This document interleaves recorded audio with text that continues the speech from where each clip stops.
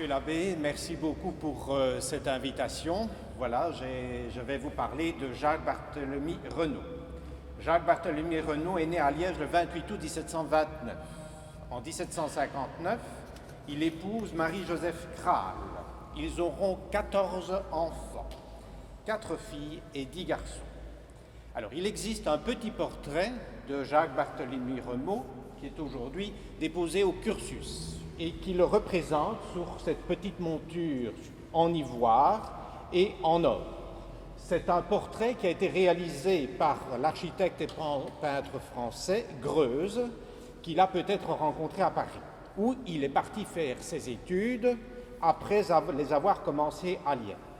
Alors cette miniature a également servi de modèle pour réaliser 2 portraits plus récents. Un portrait en buste qui se trouvait à la Bovry, dans le parc de la Bovry, mais qui a aujourd'hui disparu. Et un deuxième à droite qui orne le palier de l'hôtel de ville de Verviers, lorsque l'on monte l'escalier principal au rez-de-chaussée, qui a été réalisé par Adelin Salles en 1930. Après ses études, Jean-Barthélemy Renaud s'inscrit en 1756 au bon métier des maçons de Liège avec le titre d'architecte. Après une carrière bien remplie que nous allons détailler, il meurt le 2 octobre 1786. Alors, la carrière et l'œuvre de Renaud a été étudiée par différents historiens de l'art. Jules Elbic en 1907 dans la biographie nationale, Anne-Françoise Goffeau et Bernard Wodon, ici présents en 1999, et surtout Vanessa Krins, qui a fait son mémoire de licence sur le Vauxhall à Spa et qui a rédigé une petite notice biographique en 2015. À côté de cela, il y a également l'article fondamental d'Étienne Hélin, qui a mis en exergue le fait que Renaud, pour vivre et nourrir sa nombreuse famille, a aussi été un redoutable homme d'affaires, mu par l'appât du gain et le goût du risque. Et il n'hésitait pas à réaliser d'ailleurs différentes plus-values immobilières, notamment sur le site de ce qui devint la Société littéraire qu'il a bâti, et à se lancer avec succès dans le commerce du bois, dans l'exploitation de moulins à papier, mais avec moins de succès dans l'exploitation d'un service de diligence entre Liège et Paris, où il avait réussi à augmenter la vitesse en nombre de kilomètres par heure de 2,4 à 3,3. Je vous laisse calculer le temps qu'il faut pour aller à Paris. Alors, que peut bien apporter un historien des institutions, de surcroît médiéviste, à la connaissance d'un architecte et d'un homme d'affaires de l'Ancien Régime?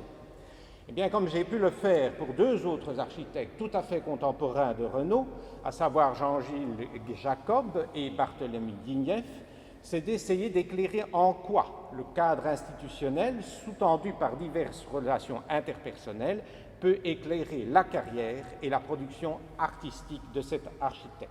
Ce sera le fil conducteur de mon propos, qui n'évoquera volontairement que certaines réalisations, en laissant de côté principalement les réalisations privées. Donc Jacques-Barthélemy Renaud est de retour de Paris vers 1752, après ses études. Il est tout de suite engagé par le chapitre Saint-Jean pour mettre à exécution les plans de reconstruction de l'église de Saint-Jean qui ont été réalisés par l'architecte Gaetano Pisoni, que vous voyez ici à gauche, qui est également l'architecte de la cathédrale Saint-Aubin de Namur. Alors, il est finalement choisi également pour reconstruire l'église Saint-Jean, et il va se voir opposer différents architectes liégeois, dont Fayen, qui va multiplier les propositions, les contre-propositions pour essayer de contrer Pisoni. Finalement, Pisoni adopte les fondations de l'église ottonienne pour pouvoir construire son église. Les plans sont examinés par Soufflot, qui est l'architecte de Sainte-Geneviève, c'est-à-dire du Panthéon à Paris, auquel le chapitre s'est adressé pour trancher les litiges entre les architectes, dont Barthélemy Guignef, qui avait déjà dit à l'époque que la tour ottonienne devait être détruite parce qu'elle posait des problèmes de stabilité. Finalement, la tour sera maintenue et c'est le reste de l'édifice qui sera reconstruit. Alors finalement, donc, les plans de Pisoni sont adoptés et les travaux de démolition sont assurés par Jacques-Barthélemy Renaud entre 1752 et 1753.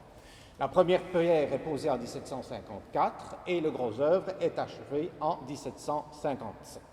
Alors on le voit bien, donc vous avez l'église ottienienne qui est ici représentée, avec la tour qui existe toujours, l'octogone qui est aussi d'origine ottonienne, et puis le chœur, même si celui-ci avait été modifié.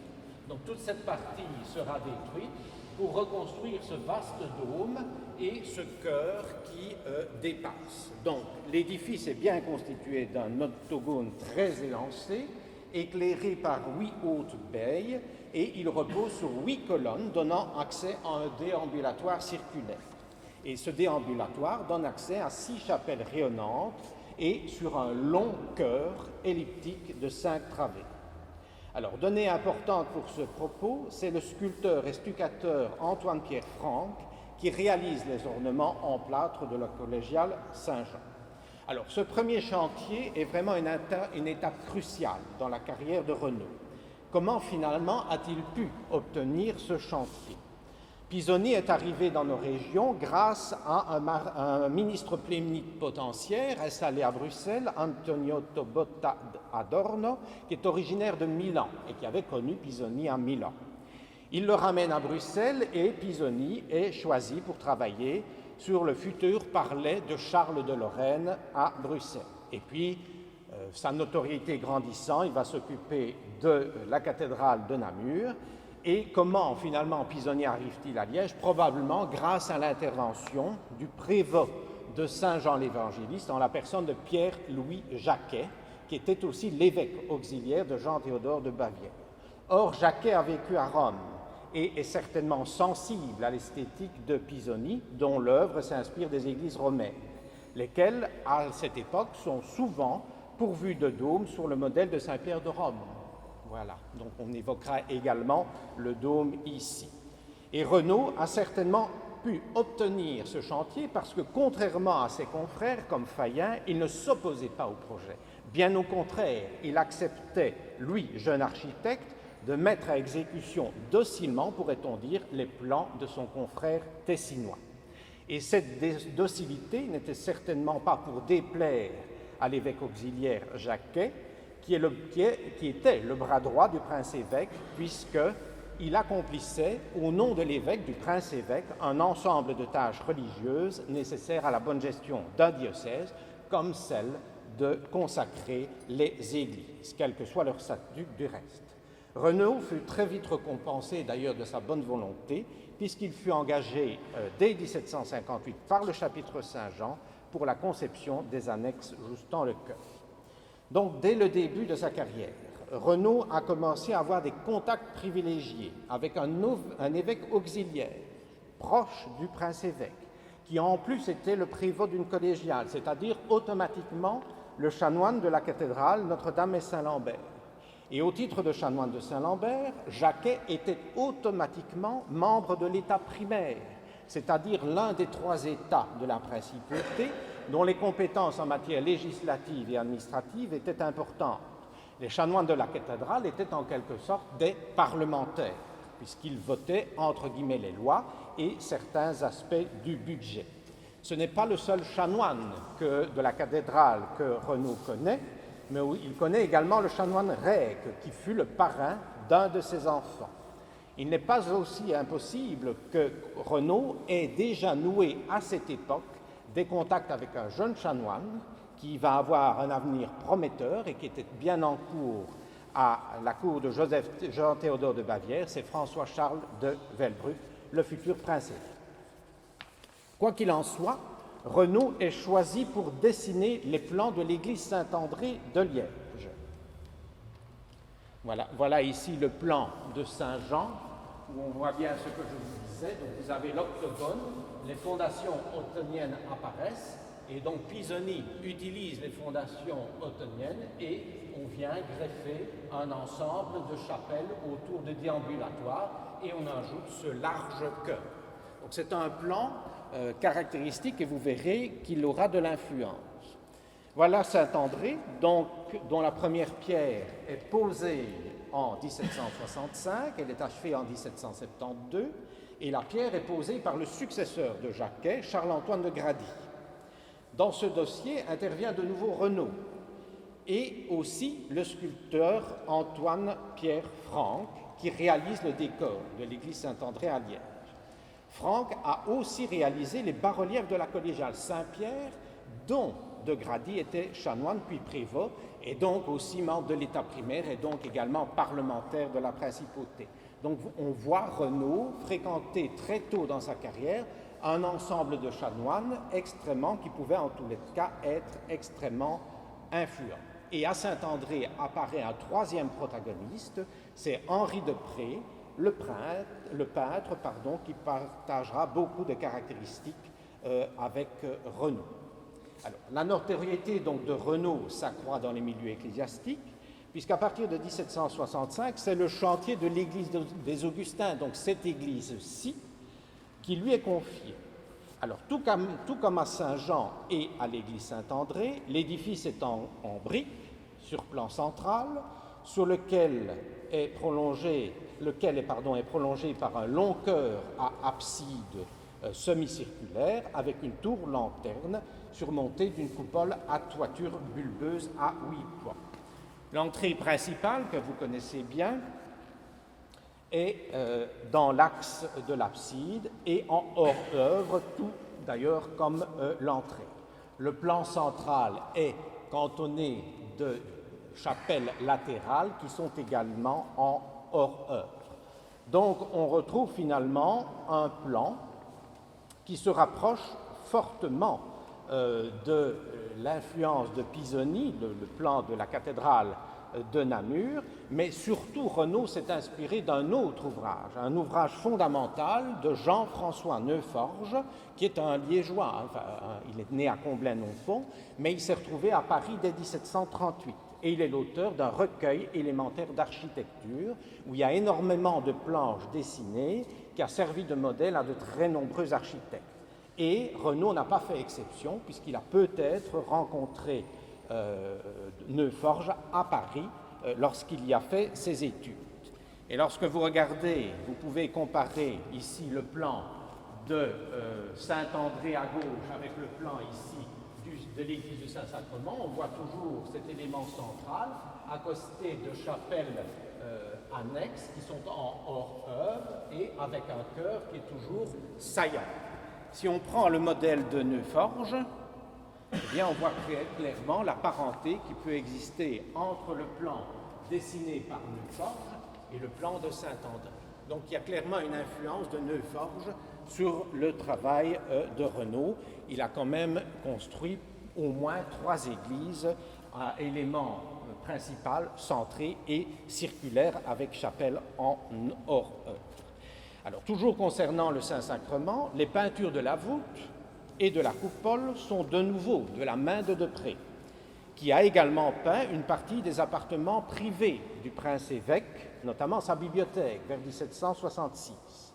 En 1768, Depré peint le portrait de Charles-Nicolas d'Outremont pour l'hôtel de ville de Huy, œuvre, l'hôtel de ville de Huy, réalisée cette fois par Jean-Gilles Jacob, autre architecte renommé et bien en cours, puisqu'il réalise avec l'appui du prince-évêque l'hôtel de ville, mais aussi à titre privé le superbe château de Warfusé. Autre architecte important que nous avons déjà évoqué, qui reçoit des commandes publiques sous le règne de Charles-Nicolas d'Outremont, c'est Barthélemy d'Ignève. Sa proximité, quant à lui, avec la famille de M, la famille de l'hôtel de M de Beaumal, va lui permettre de décrocher un nombre important de commandes publiques. Jean-Baptiste de M, ainsi que son frère Léonard Bernard, ont plusieurs fois été bourgmestres de Liège. Et en tant que bourgmestres, ils sont devenus automatiquement membres de droit et à vie de ce qu'on appelait la députation des États. Or, cette instance politique est chargée d'exécuter les décisions des États, notamment en matière fiscale, mais aussi dans le cadre d'exécution de travaux publics décidés par les États. Ainsi, Dignef se voit confier, d'une part, l'aménagement à partir de 1763 de l'ancienne halle au blé qui se situait sur la Batte, elle est aujourd'hui détruite, qui pour en faire un théâtre public, donc protégé par le prince-évêque. Et surtout, et avant tout, à partir de la même date, de construire à Spa la salle de jeu officielle du prince-évêque, la Redoute. Le règne de Charles-Nicolas d'Outremont apparaît quelque peu comme une période de relative disgrâce, en tout cas en ce qui concerne les demandes publiques. C'est cette situation un peu plus défavorable qui, à mon sens, incite peut-être Renaud, homme d'affaires avisé et quelque peu retors, à entreprendre la construction du Vauxhall à Spa, une autre de ses œuvres majeures. Ainsi, le Vauxhall à Spa, qui présente également une disposition avec un élément central accosté de 2 ailes. C'est un plan qu'on verra quelque part qui est un peu aussi inspiré de l'architecture religieuse qu'il pratiquait, mais à des fins cette fois-ci civiles. Et le plan n'est pas sans évoquer, nous le verrons également, le plan de l'hôtel de ville de Verviers. Alors, le 8 janvier 1769, donc nous sommes toujours sous le règne de Charles-Nicolas d'Outremont. Renaud est l'un des 4 fondateurs de la Société du Vauxhall, auxquels viendront s'ajouter, comme par hasard, le peintre Henri Depré, quelques années après. L'objectif de cette société, même si elle ne le dit pas explicitement, est clairement de concurrencer la société de jeu officielle, la Redoute, gérée par les concessionnaires qui sont désignés par le prince-évêque lui-même et qui a été construite par Barthélemy d'Ignef, donc la Redoute ici construite à partir de 1763. Alors, dans la constitution de cette société, le nom de Renaud n'apparaît pas directement.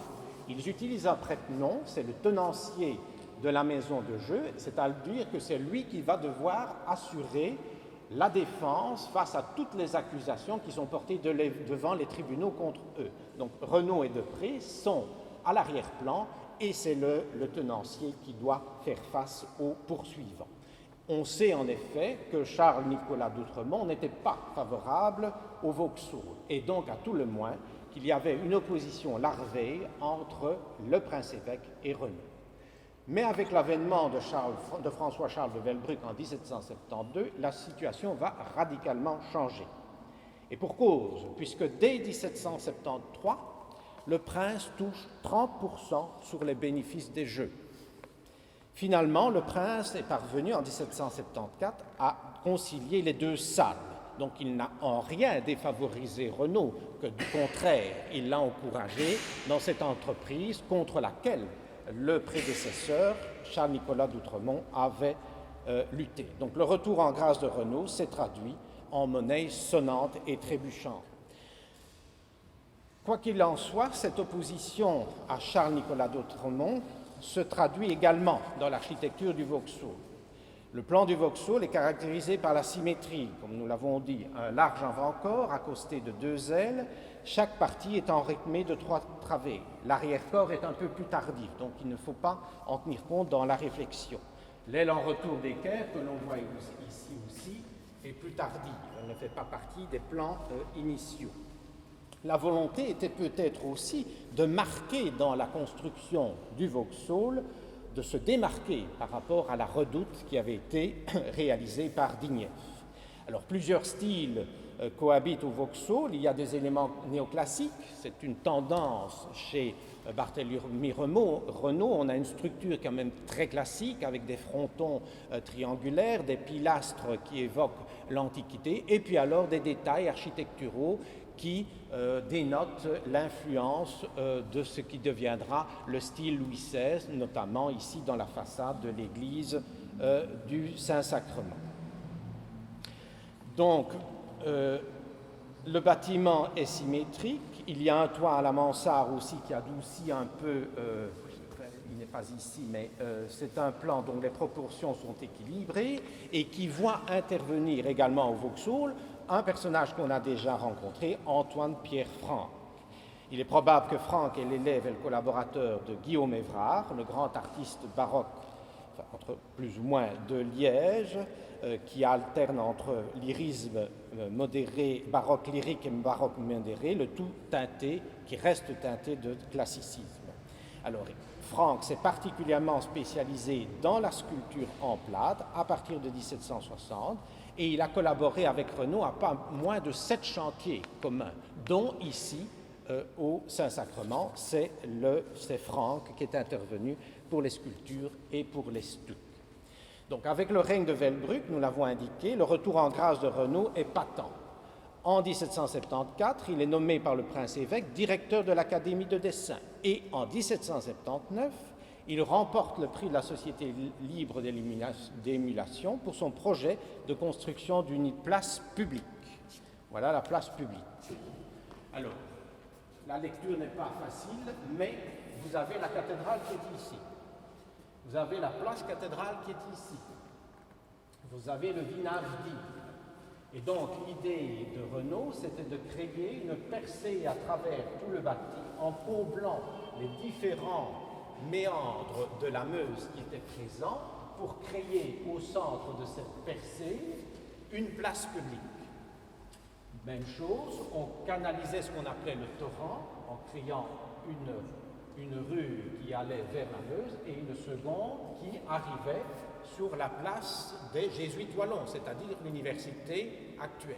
Donc le plan en tant que tel n'a pas été exécuté, mais il a quand même été réutilisé au XIXe siècle pour percer la rue Cathédrale et pour créer la rue de l'université et la rue de la Régence. Donc ces 3 percées sont directement influencées par le plan élaboré par Renaud suite au concours qui avait été lancé par la Société libre d'émulation. Alors, entre 1775 et 1780, il érige également l'hôtel de ville de Verviers, que Bernard Rodon, ici présent, a étudié soigneusement, qui se démarque clairement de l'hôtel de ville de Huy, que nous avions vu, réalisé par Jean-Gilles Jacob, mais aussi par celui de Theux, qui avait été réalisé par Dignef, toujours durant le règne de Charles-Nicolas d'Outremont.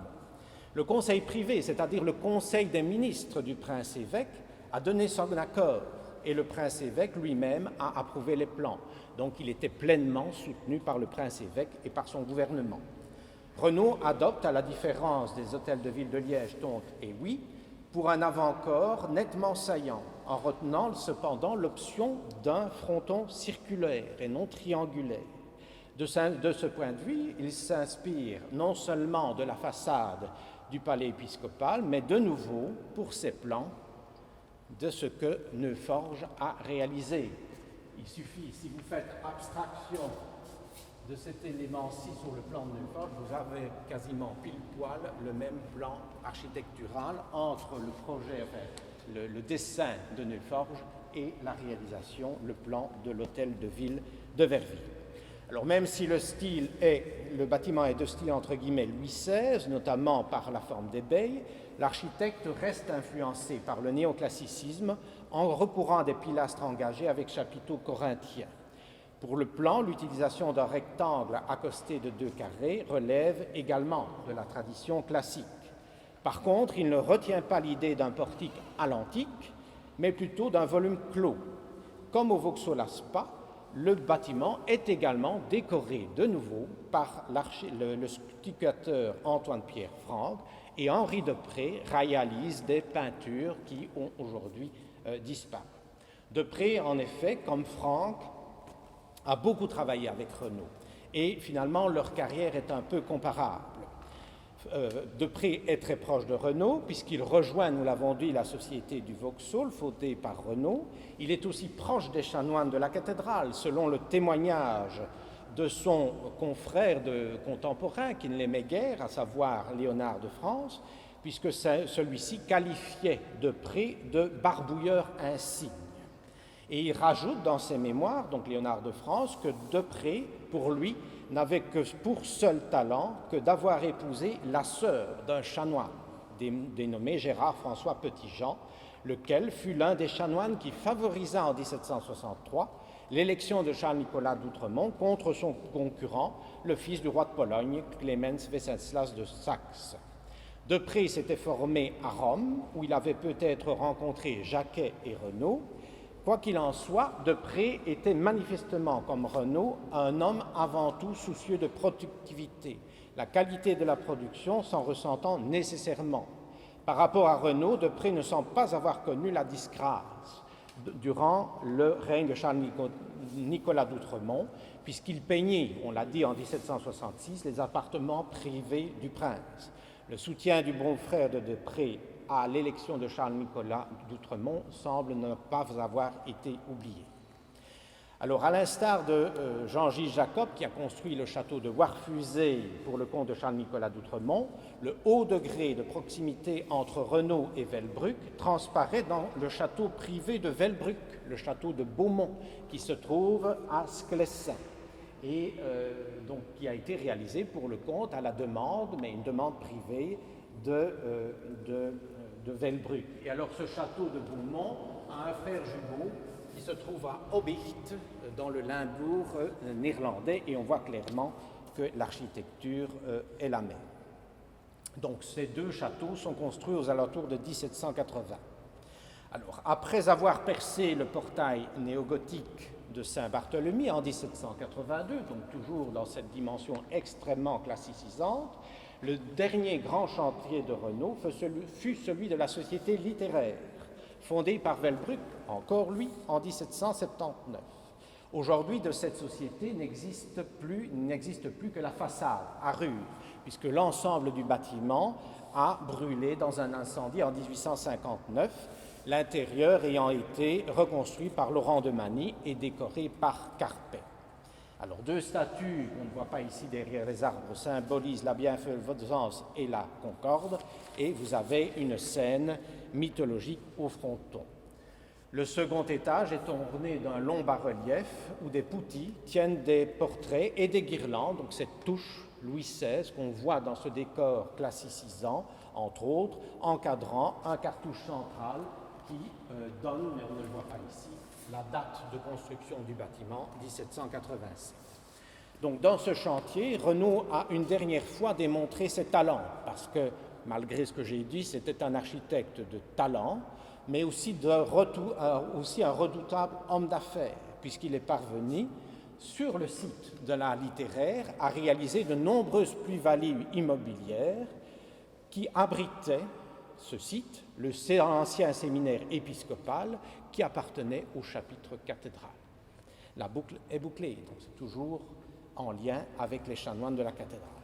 Bref, et je ne serai pas plus long, donc je ne suis pas sûr que c'est relativement, mais ça permettra de débattre. Bref, Renaud était certes un architecte de talent, un adepte d'un net classicisme teinté de touches entre guillemets Louis XVI, mais aussi un homme d'affaires avisé et quelque peu retors, qui, pour reprendre les termes d'Étienne Hélin, que je cite, « Sans appartenir à l'aristocratie, la famille Renaud est parvenue à nouer des relations avec les gens en place.